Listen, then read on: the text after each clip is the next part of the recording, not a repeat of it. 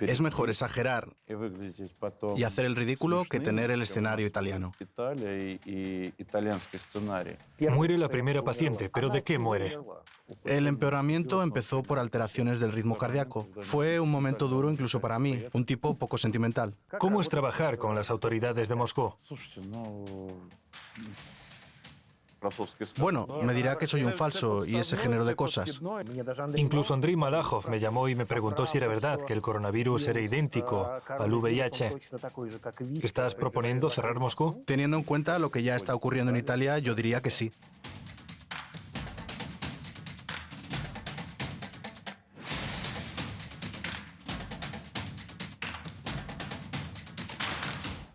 Denis, ¿cuál es la situación actual en el país y en Moscú en particular?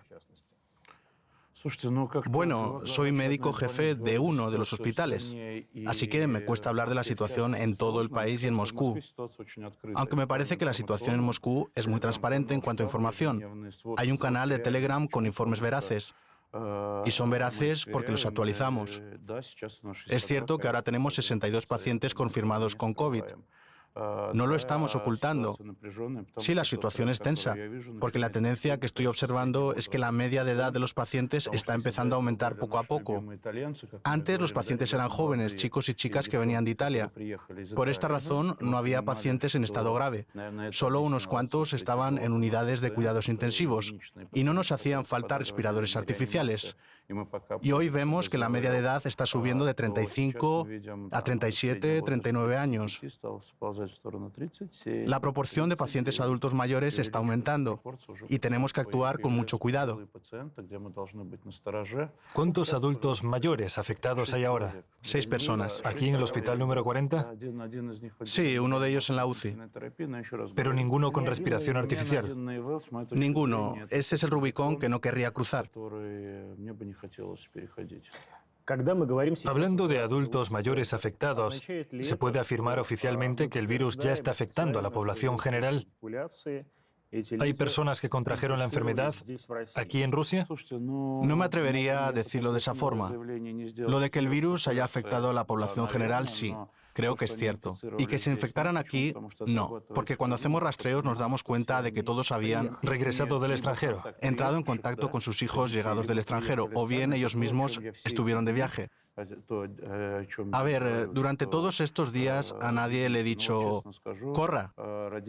Sinceramente, a los padres a los que llamo todos los días y a los que visito al menos una vez a la semana, les dije medio en broma, aunque detrás de cada broma siempre hay parte de verdad. Bueno, nos vemos en septiembre. O sea, ¿crees que todo esto terminará en septiembre? Estoy observando lo que pasa en el mundo y existen varios escenarios. Si seguimos el de China, espero que todo acabe en mayo o junio. Es decir, hacia finales de la primavera. Correcto, pero si acabamos teniendo una explosión como en Italia, seguiremos así hasta septiembre. ¿Es imposible que en Italia todo termine en mayo, que todo se arregle con la llegada del buen tiempo?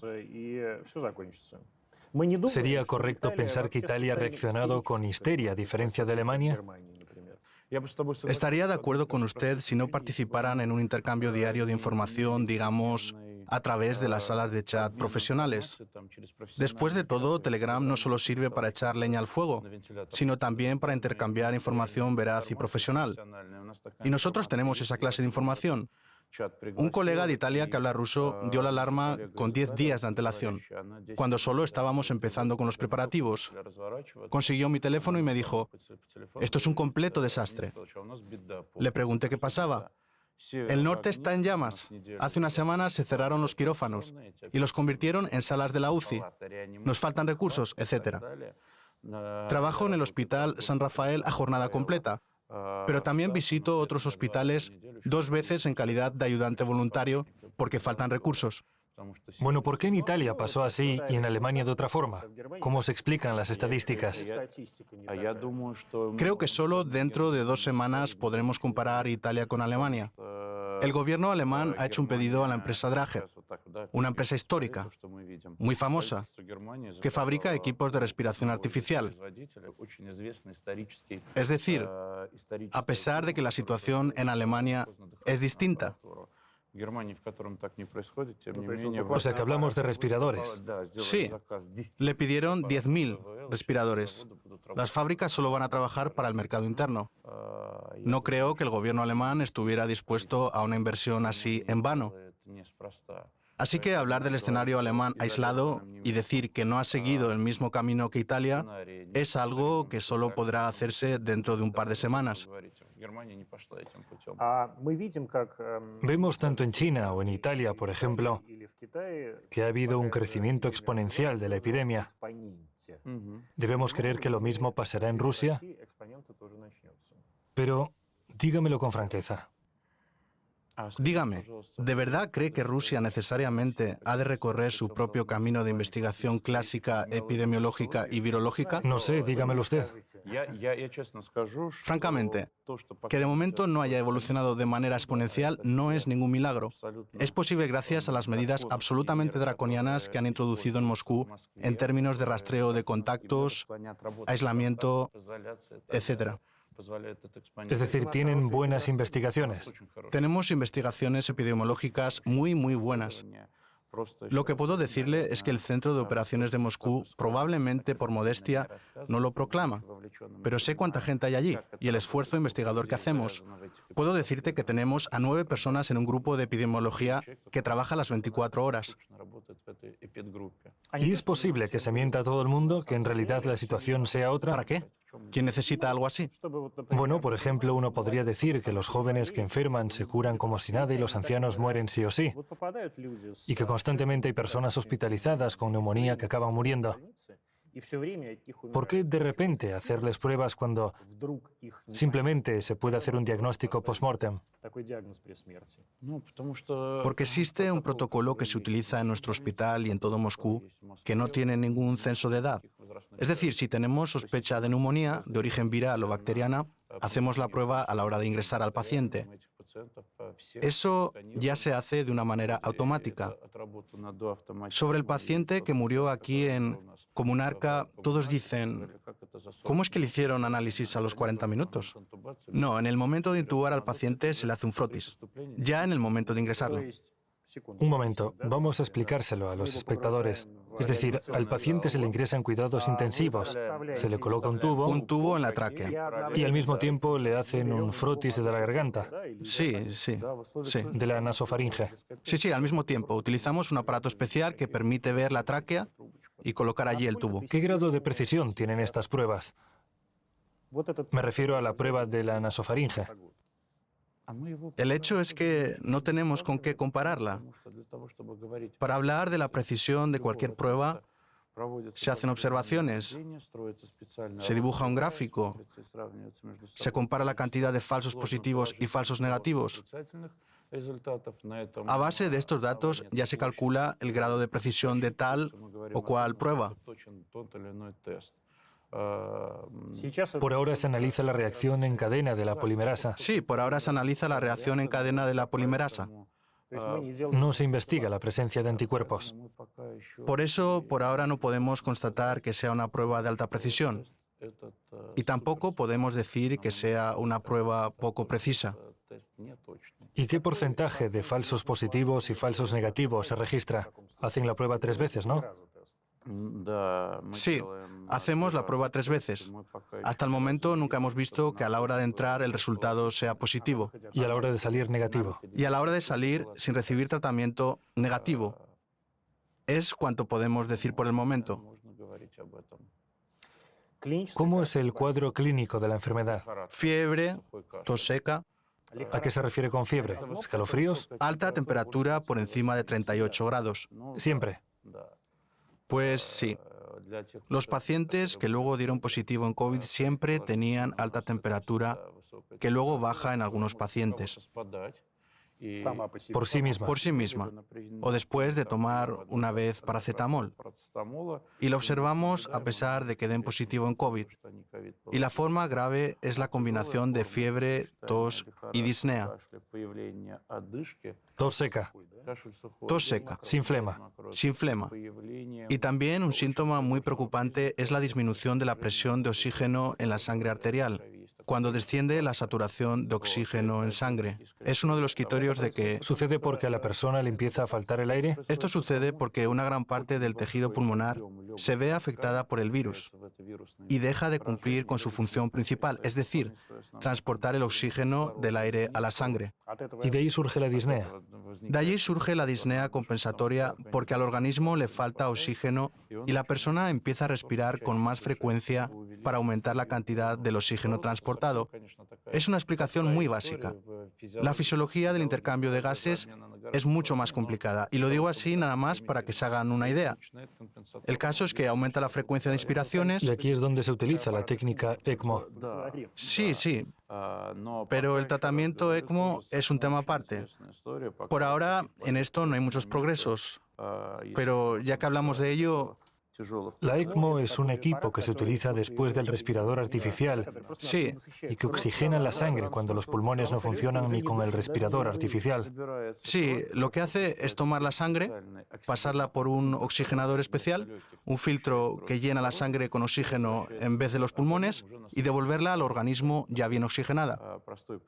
Eso es básicamente lo que hace el tratamiento ECMO para mejorar el intercambio de gases.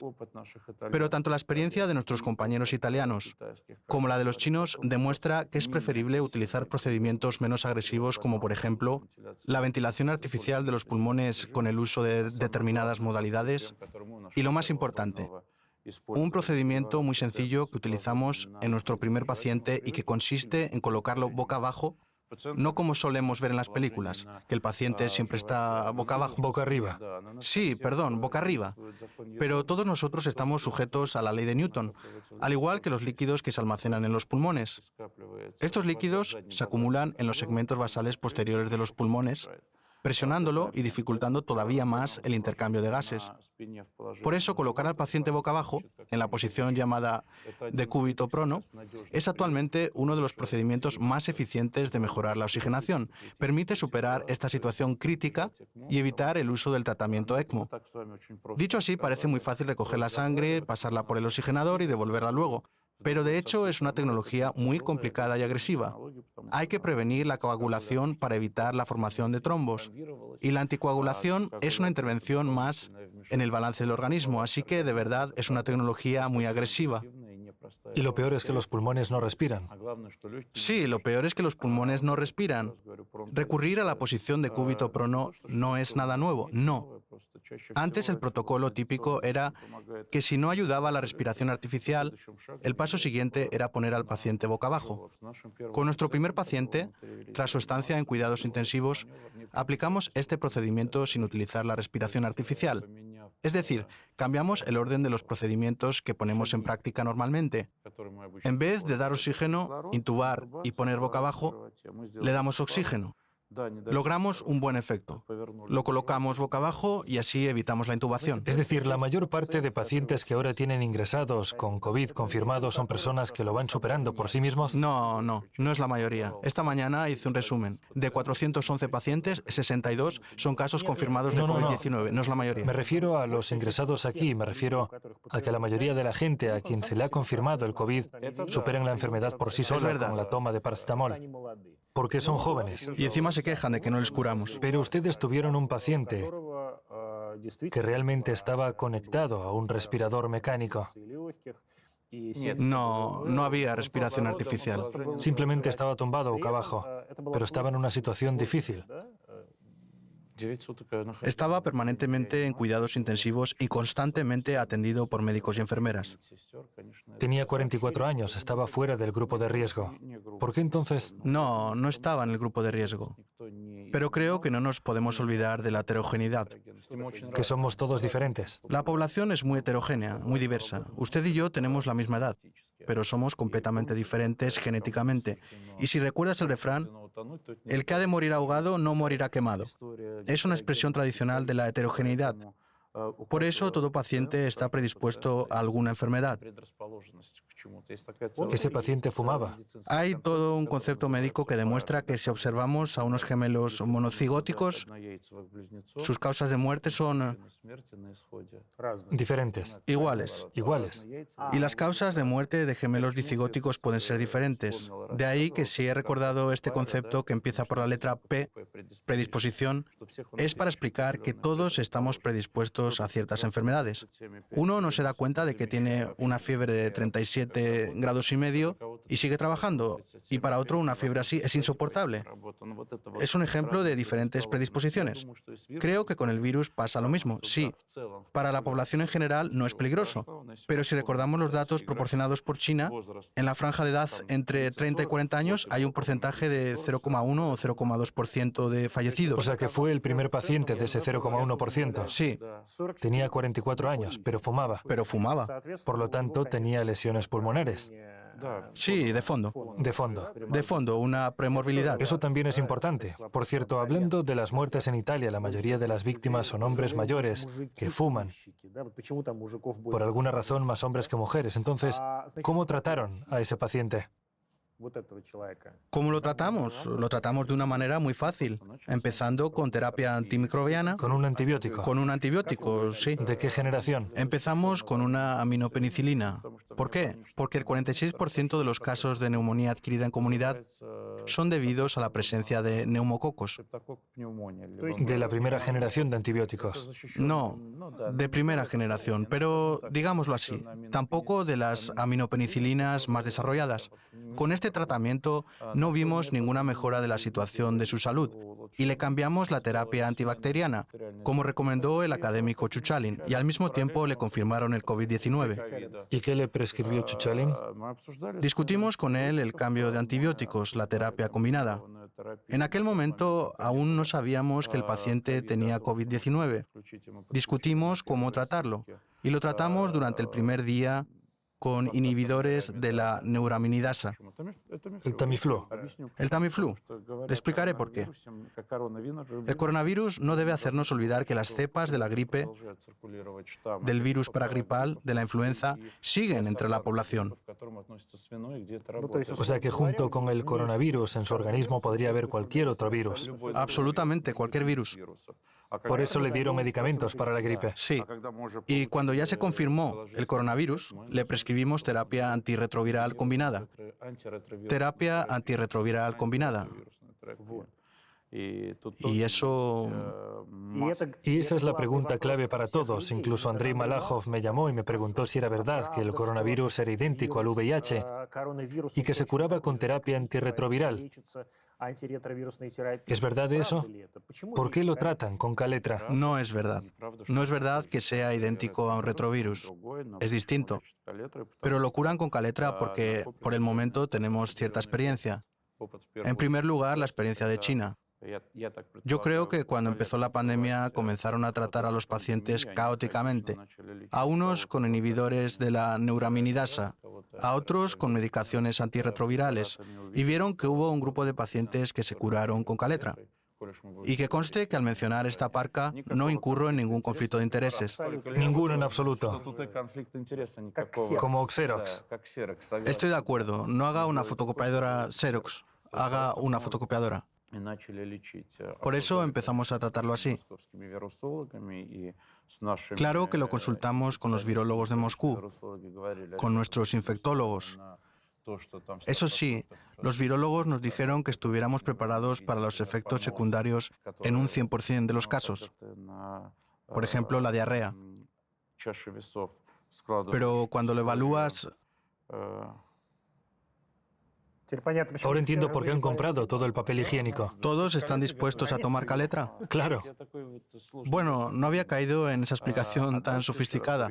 De modo que, repito, hay diferentes métodos cuando lo analizamos. Por ejemplo, los estadounidenses ofrecen medicamentos más modernos. De la siguiente generación. Sí, de la siguiente generación. Pero desde mi punto de vista es también una conclusión empírica.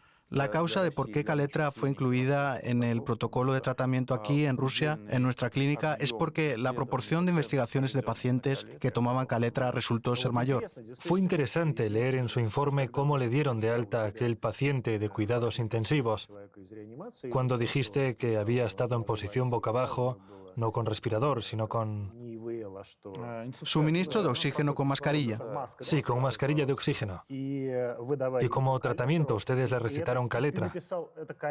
Puso Kaletra como tratamiento. Me preguntaba, ¿por qué Kaletra?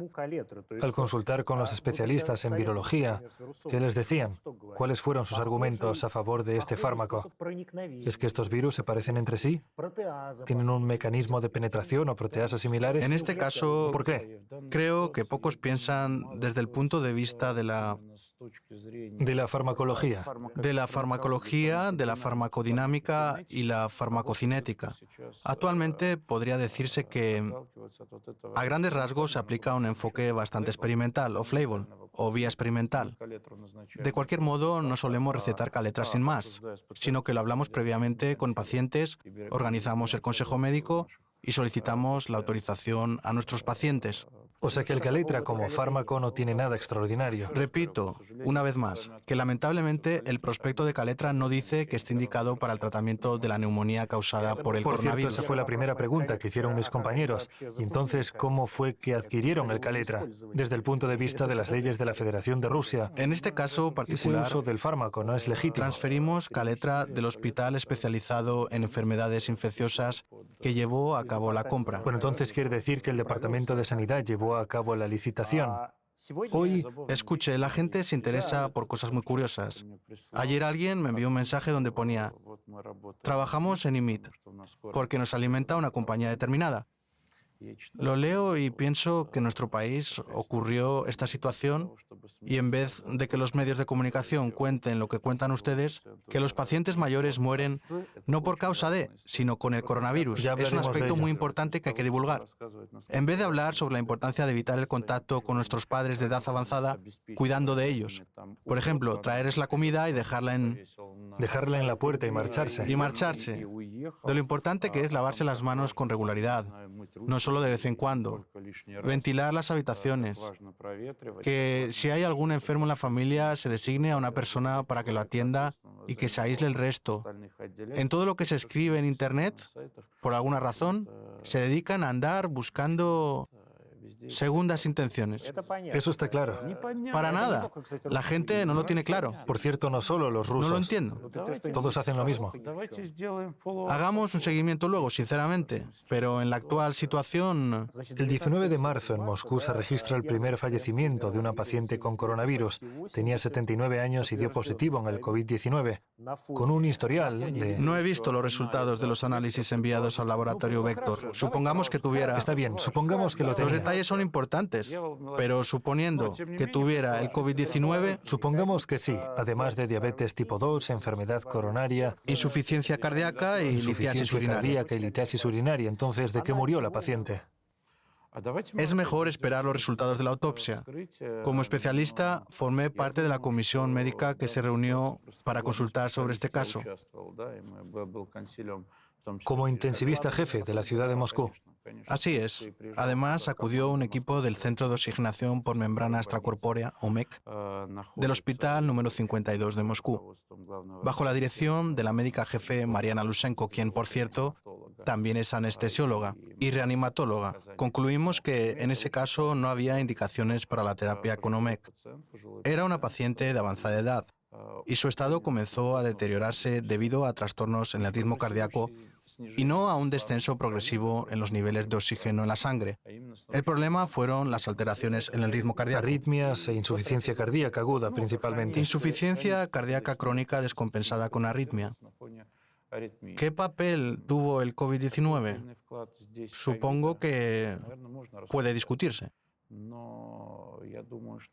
Las personas mayores, ya sea en Rusia o en Italia, pueden tener un diagnóstico como este con descompensación e insuficiencia cardíaca crónica con el trasfondo de la fiebre y la infección.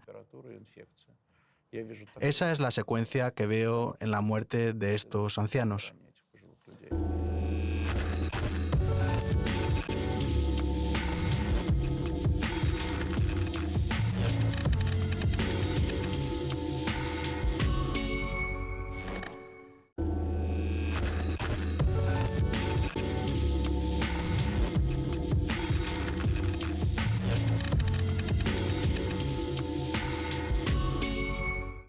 A día de hoy ya lleva 3 semanas realizando esta labor, desde el 1 de marzo. Según sus estimaciones, ¿cuánto han aumentado los casos de neumonías de origen viral que no necesitan de hospitalización?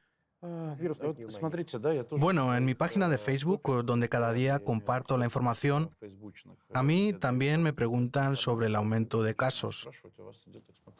Pero mi información no es muy válida, porque nuestro centro médico se especializa en esto, recoge a esos pacientes. De los 147 casos que se han confirmado en Rusia, 62 pacientes reciben atención médica en nuestras instalaciones. Es la mitad. Pero eso no significa un aumento, solo que están concentrados en Moscú. Y nosotros actualizamos nuestros conocimientos especializados. Se ha creado un centro de información. En general, podemos afirmar que la proporción de casos de neumonía no es muy alta. Pero yo quisiera saber si el número absoluto de casos de neumonía se ha incrementado. Lo que intento averiguar es si nos esconden las cifras reales de neumonías ocasionadas por COVID-19 o si las neumonías bilaterales simplemente se contabilizan como casos de neumonía no relacionados con el virus. Desde mi punto de vista, si el número de casos de neumonía fuera tan alto, entonces las salas de cuidados intensivos estarían abarrotadas de pacientes con fiebre, tos, etc. Por el contrario, hay pacientes con COVID-19 en el Hospital de Enfermedades Infecciosas, hay pacientes con COVID en Comunarca y en el Hospital de Enfermedades Infecciosas número 1, y los pacientes con la neumonía corriente están en el centro especializado en tratamiento de la neumonía. Si se descubre que uno de los pacientes con neumonía corriente tiene COVID-19, acudirá a una brigada especializada para llevarlo al centro especial, y allí se iniciará la investigación epidemiológica correspondiente. Si consideramos que una persona mayor puede fallecer por un montón de condiciones médicas no relacionadas al coronavirus, o mejor dicho, tiene que ver, pero no. Como si el virus influyese. Sí, ¿cómo se influyese? ¿Por qué está ocurriendo esa histeria en Italia? ¿Por qué la gente mayor acude tan masivamente a los hospitales? ¿Por qué eso no ocurría el año pasado? Es una buena pregunta. No sé, creo que porque el año pasado no hubo una temporada epidemiológica así. El año pasado hicimos la vacunación a tiempo, porque este año con el coronavirus no. ¿El año pasado vacunaban contra el coronavirus? No, quiero decir que el año pasado no pronosticamos. A ver, otra vez, cuando vacunábamos el año pasado. ¿Vacunaban de qué? De la gripe.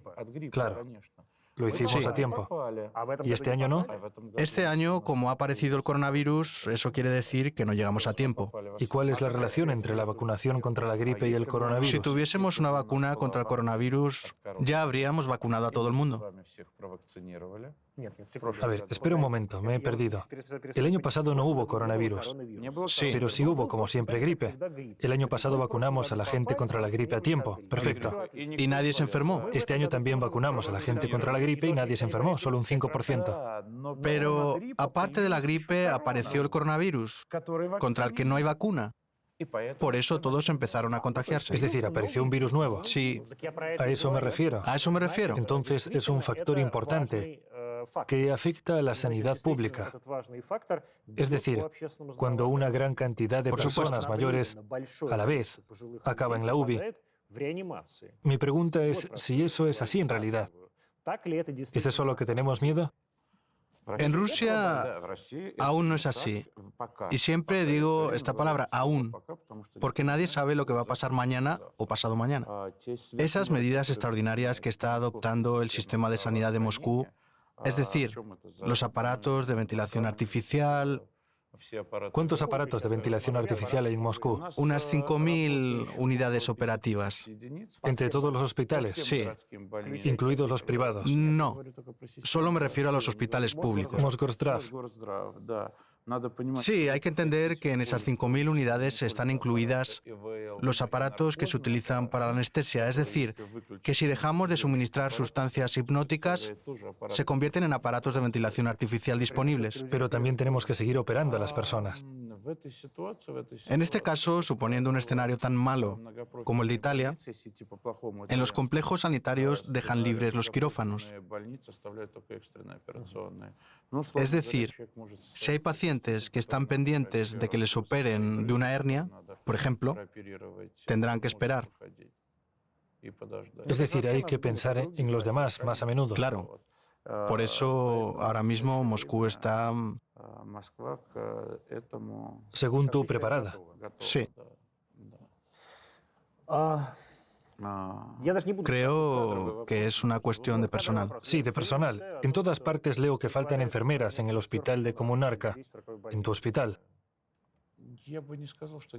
Yo no diría que faltan enfermeras. Es que aumenta el número de pacientes y aumenta la demanda de personal sanitario. A la vez, quisiéramos mantener el mismo listón que se mantiene y se controla ahora en Moscú. Y para mantener el listón en condiciones de un número cada vez mayor de pacientes, por supuesto que necesitamos más enfermeras. Entonces, en el hospital de Comunarca faltan enfermeras y enfermeros. Si ustedes son jóvenes especialistas, manden sus currículos y dejaremos un enlace con el correo electrónico al que podrán escribir. Sí, en el hospital N40 hemos cambiado el número de teléfono principal.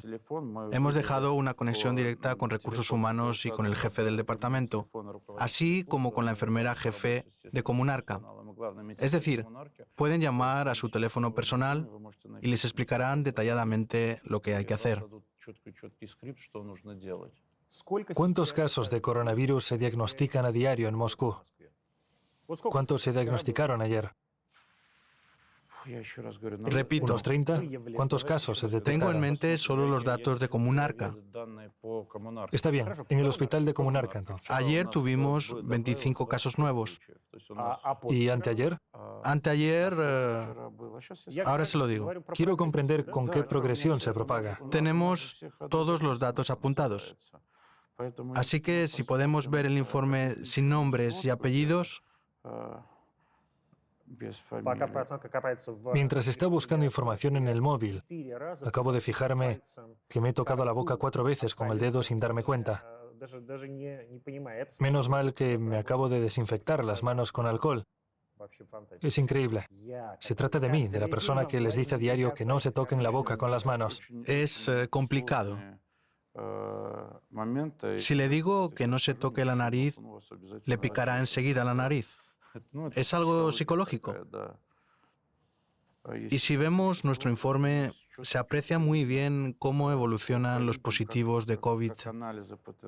3, 5, 5, 5, 5, 9, 9, 17, 32, 37. 3, 5, 5, 9, 17, 37. Ya ha empezado. Se trata de un aumento exponencial. En total son 62.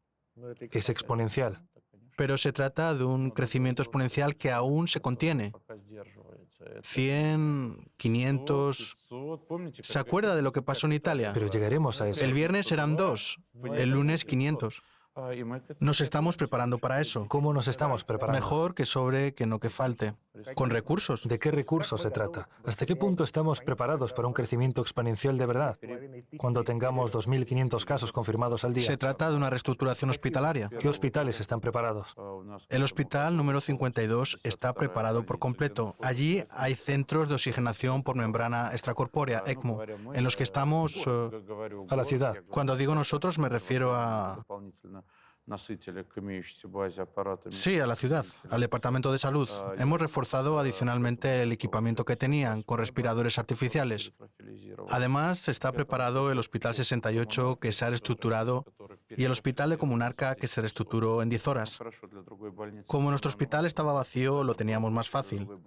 A lo mejor los demás hospitales necesitarán 20 horas en vez de 10 para trasladar a los pacientes. Pero lo más importante es que tengamos un patrón de sistema médico. Tenemos personal, tenemos brigadas con formación multidisciplinar que han recibido formación aquí sobre protocolos de actuación. Saben cómo actuar. Y lo que para mí es muy importante es que haya un equipo de jóvenes voluntarios que están dispuestos a hacerlo sin pedir una remuneración a cambio. Algunos de ellos pasaron por nuestra cátedra y es un motivo de orgullo. Su cátedra es de anestesiología. Sí, y de medicina intensiva de la Universidad Nacional Médica de Investigación de Rusia. Sí, la cátedra del académico Gelfand. Soy su alumno. Me han inculcado ciertos valores que ahora inculco a los demás. Tuvimos una conferencia de prensa a la que asistieron los estudiantes de posgrado. Francamente, no les había explicado qué tenían que decir, pero al ver al encargado del grupo, es que cada uno de nosotros, excepto yo, lleva una tarjeta de identificación diferente. Yo la tengo cosida, pero Ailar, por ejemplo, no pertenece al personal médico y su tarjeta de identificación es blanca. Si ven a una persona con una tarjeta roja, es médico. Si ven a una persona con una tarjeta amarilla, es enfermera. Y cuando vi al encargado del grupo que llevaba la tarjeta de identificación amarilla, le pregunté, Iván, ¿eres médico? ¿Por qué tu tarjeta de identificación es amarilla? Y me contesta, me dijeron que hacía falta enfermeras, así que cambié de tarjeta. Hoy trabajo de enfermero. Y claro, en un momento como este, un hombre, aunque sea poco sentimental como yo, se llega a emocionar. Y yo también. ¿Cuánta gente se formó con usted y por usted? Le sigo por Facebook. Un día está en el hospital Botkin, otro día en el de Sechenov. Mire, si hablamos del plan de preparación, hay tres cosas muy importantes. Primero, no nos podemos olvidar de dar las gracias a los médicos, a pesar de que pueden desfallecer y quedarse sin fuerzas, pero independientemente de eso, hay que agradecerles su trabajo. Eso es lo primero, en mi opinión. Segundo, hay que traerles algo para comer. Nuestros chicos nos ayudan en esto. Por ejemplo, galletas, bombones, café. Que todo esto sea gratis y no tengan que ir a buscarlo. El tercer punto es la formación. En el hospital de Botkin se lleva a cabo la formación para anestesiólogos y médicos intensivistas. Lo prorrogaremos y lo haremos continuo. Porque enseñar a manejar un aparato tiene sus peculiaridades, por una parte. Y por otra, reunir a 500 anestesiólogos en una sola sala es lo peor desde el punto de vista de la epidemia. Por eso trabajamos en grupos pequeños de 5 personas. Y si alguien se pone enfermo, así se consigue que no enfermen todos los anestesiólogos de la ciudad. Hoy es jueves y desde el lunes hemos formado a 24 anestesiólogos. Hay que entender que empiezan a compartir estos conocimientos dentro del... Es como otro virus. Sí, es como un virus dentro del equipo. Todos los días. Ahora tenemos la capacitación local aquí ahora. Y cada médico jefe va a ayudar. Alexei Ivanovich me preguntó, ¿entiendes lo que necesitas? Y le dije, necesito terapeutas. ¿Y por qué terapeutas? Bueno, porque nuestros pacientes se ponen nerviosos cuando llega un ginecólogo, aunque este ginecólogo siga las instrucciones escritas por los especialistas. Alexei Ivanovich dijo, entonces tenemos 31 terapeutas ahora. ¿Y qué son 31 terapeutas? Tienen instrucciones y se meten inmediatamente en la situación. Y a día de hoy, esos mismos terapeutas ya podrán llegar y trabajar así en sus hospitales. Y explicárselo a otros también es como un virus. Entonces, en general, en 3 semanas, el sistema de salud aprenderá cómo luchar contra el COVID-19. Creo que ahora ya lo entiende. Por eso se ha empezado a trabajar. Todos los hospitales de primera línea se han reasignado. Hay equipos multidisciplinarios que también se están formando y este equipo puede ir a cualquier hospital y empezar a formar a la gente de allí. Esas instrucciones y protocolos para el tratamiento que se han elaborado en Comunarca simplemente se trasladan a otros hospitales diciendo, esto es lo que hemos conseguido. Entiendo que no se puede decir nada malo, pero sin embargo es necesario hacer esta pregunta. ¿Cómo es para ti como médico? Porque eres miembro del grupo operativo, ¿verdad? Sí. ¿Cómo es trabajar con las autoridades de Moscú, con Rakova, Sobyanin, Hripun y demás? Bueno, he hecho una pausa porque no puedo decir nada malo. Y si ahora empiezo a decir cosas buenas, me dirán que soy un falso. Realmente trabajo muy cómodamente. En primer lugar, a mí, como doctor, me escuchan. En segundo lugar, me escuchan las 24 horas del día. Y si siento que no puedo hacer frente a una situación con mis recursos, hago una llamada a mi jefe, me refiero al jefe del Ministerio de Salud, a cualquier hora del día. y se encuentra solución a cualquier problema. Y lo más importante es que esta solución va acompañada del apoyo del equipo de médicos jefes, que no sé qué haría yo sin este recurso. Entonces todo bien con Rakova y Hripun, ¿verdad? Yo creo que son muy buenos para mí en esta situación y no solo en esta situación también. Podemos hablar mucho, o podemos decir al mejor hospital del país y de la ciudad: chicos, todos van a luchar contra la infección. A mí me parece... Tal vez sea solo miedo. El miedo... Se trata con Caletra. Sí, con Caletra. Así que, honestamente, quiero decirles que lo que hace el grupo operativo, desde las investigaciones epidemiológicas hasta el apoyo y la formación, ya sabes, no se puede llegar y enseguida dar luz verde a todos los centros médicos, donde la formación está programada para todo un año. No es evidente a primera vista. Esa es la principal pregunta que he oído, que el grupo operativo está dirigido por personas que no tienen relación con la salud o la salud pública o la medicina. ¿Hay otros especialistas además de ti? Por supuesto. Por supuesto, hay infectólogos y... ¿Quiénes son? ¿Cuántas personas hay? A menos que sea un secreto, por supuesto. No, no es un secreto. Hay un grupo operativo fijo con participación de otros expertos. Si esta es la lógica, entonces dejemos que Protsenko se ponga un traje epidemiológico desechable y vaya a poner anestesia en la sala de operaciones. Porque Protsenko no es un infectólogo, es un intensivista y ahora dirige un hospital de enfermedades infecciosas. Se puede mirar la situación desde diferentes puntos.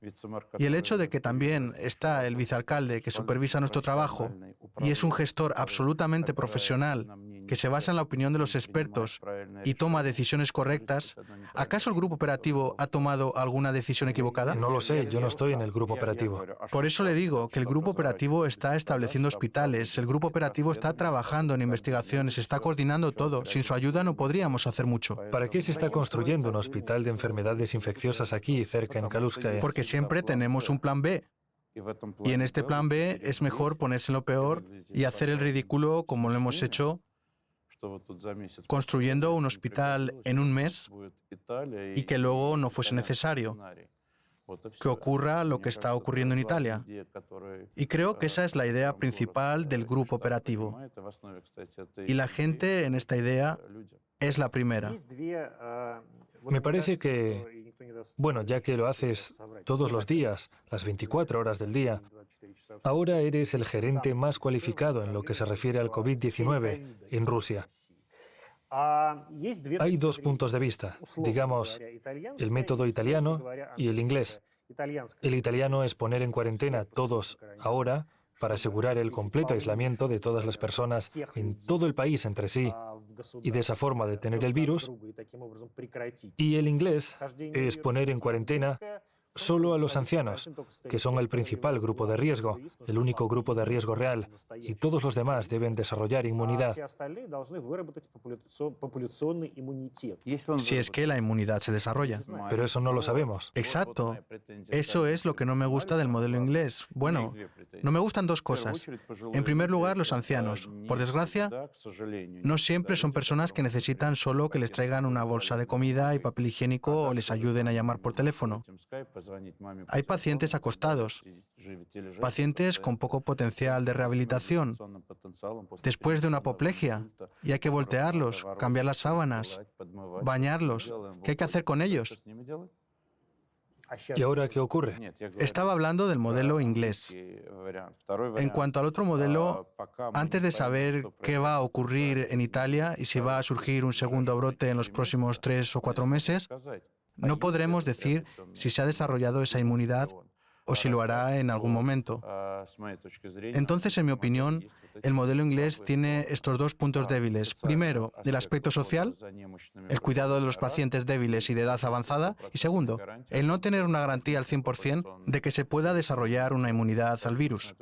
Por eso, desde mi punto de vista, el modelo italiano de cuarentena y al mismo tiempo intentar desarrollar una vacuna es el modelo más humano. Es decir, ¿estás proponiendo cerrar Moscú? el metro, todo el transporte. La cuestión es a qué precio. Yo ya dije que viendo lo que está sucediendo en Italia, yo creo que sí. Y también habría que cancelar los coches compartidos. ¿Ha pensado usted en esto? Porque los pueden tocar varias personas, ya. En todo caso, los ancianos no lo usan. Vamos a ver, ¿qué recomendaciones? Vaya, cerrar Moscú es que no me lo puedo imaginar. El metro seguía funcionando incluso en plena guerra. Lo estaban construyendo en plena guerra. ¿Y ahora propones cerrarlo por el coronavirus? Obviamente, podemos recordar la guerra, pero también podemos remontarnos un par de siglos atrás y recordar la gripe española. No fue hace 2 siglos. Fue en 1918-19, justo hace 100 años. Pues bien, hace 100 años. Podemos recordar la gripe española u otras infecciones. Pero la mortalidad es menor a la de la gripe española. De momento sí. ¿Pero crees que la mortalidad puede ser tan alta? Vuelvo a repetirlo. Yo, como cualquier médico y sobre todo como médico intensivista, siempre pienso en el peor escenario. Bien, ¿y por qué se pudo parar la epidemia en Wuhan? No lo sé. No puedo responder a eso. Creo que en primer lugar se pudo parar porque implementaron unas medidas extremadamente estrictas de cuarentena. Incluso hablamos con los expertos que viajaron a Wuhan. ¿Y piensas que los chinos mostraron algo nuevo? Sé con certeza que no. ¿Y por qué no mostraron nada?